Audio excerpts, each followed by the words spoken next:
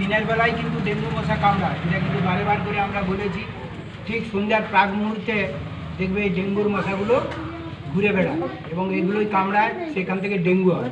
Dengue হলে দেখবে পাতলা পায়খানা হবে, জ্বর হবে, বিভিন্ন রকমের সমস্যা হবে। সেই জন্য আমরা বারে এই দিদিরা এসছে ময়না 2 অঞ্চলের পক্ষ থেকে আমাদের দক্ষিণ ময়না 2 নম্বর প্রাথমিক বিদ্যালয়ের ছাত্রছাত্রীদেরকে আমরা প্রায়শই এগুলো বলে থাকি যে সন্ধ্যার আগেটায় বেশ এই মশাগুলো আমাদেরকে কামড়ায় এবং কামড়ালে দেখবে প্রথমে একটু জ্বর হবে, তারপরে পায়খানা হবে।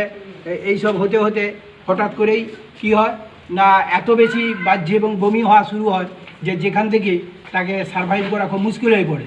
এই জন্য বারে আমরা বলি এই সময় সতর্ক থাকবে, তা বলে ওই বেশি ধূপ জ্বালাবে না, সে আবার অন্যদিকে চলে যাবে। তো আমরা এই যে ডেঙ্গুর যে এই সচেতনতা, এটা দিদিরা এসছে বলে নয়, আমরা কিন্তু আজ থেকে 7-8 বছর আগে পথনা টিকা করেছিলাম এই ডেঙ্গুতে বিভিন্ন শীতলা মন্দিরের ওখানে, এবং আমাদের যে দেওলাপোতা আছে ওখানে আমরা ডেঙ্গুকে নিয়েই একটা আমরা পথনা টিকা করেছিলাম। এবং যাতে আমাদের প্রধান সাহেব তখন ইসলাম খুব বলছি, সত্যি আপনারা এই যে পথনাটক করে এটা উপস্থাপন করছেন, এটা খুবই ভালো।